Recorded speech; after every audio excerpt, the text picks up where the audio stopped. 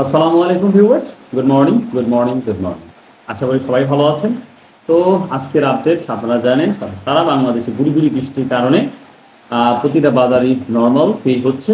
Specially রসুনের বাজারটা দীর্ঘদিন হলে আপ ডাউন চলছে। তবে ইদানিং আমরা প্রায় ২ সপ্তাহ হলে আপ ডাউনও দেখা যাচ্ছে না, একটা স্থিতিশীল বাজার বর্তমান রয়েছে। আমাদের রসুনের বাজারটা আমরা যেটা দেখতে পাচ্ছি, এটা বর্তমান সময় এটা চলছে। তো সহজভাবে যদি বলি রসুনের বাজারটা কি, তো রসুনের বাজারটা এখনো অনেক প্রশ্ন আমরা সম্মুখীন হচ্ছি যে ভাই আদৌ কি রসুনের বাজারটা কি বাড়বে না এমনই থাকবে। সহজভাবে যদি বলি, ইন্ডিয়া থেকে রসুন আসা ইম্পসিবল। রসুন যেটা ইন্ডিয়ার বাজার বর্তমান সময় অনেকটাই বেশি, ১০-১২ হাজার এরমও শুনেছি।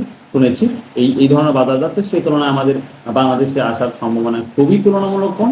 তো এখন আমি যেটা আপনাদের জানাচ্ছি যে বাংলাদেশে বর্তমান সময় চায়না রসুনটা কিন্তু হিউজ পরিমাণ আমদানি হয়েছে, হিউজ পরিমাণ।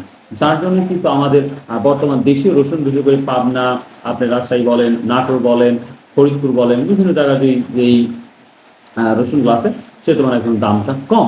তো তার জন্যই কিন্তু এখন প্রতিটা বাজারেই তুলনামূলক কম যাচ্ছে, স্পেশালি আমাদের দেশীয় যে রসুনগুলো আছে নাটোর। তো যাই হোক, আমি নাজিপুর বাজারে গুরুদাসপুর নাটোর যে তথ্য পেয়েছি, আজকে সর্বোচ্চ বাজার ৮,৫০০ পর্যন্ত গিয়েছে।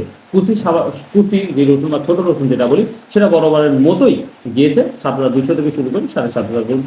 মাঝারি রসুন যেটা গিয়েছে ৭,৫০০-৬০০ থেকে শুরু করে ৭,০০০-৮,০০০ পর্যন্ত। আফটার দ্যাট এরপরে আমরা যেটা জানি, সর্বোচ্চ বড়টা গিয়েছে ৮,২০০ থেকে শুরু করে সর্বোচ্চ ৮,৫০০ পর্যন্ত।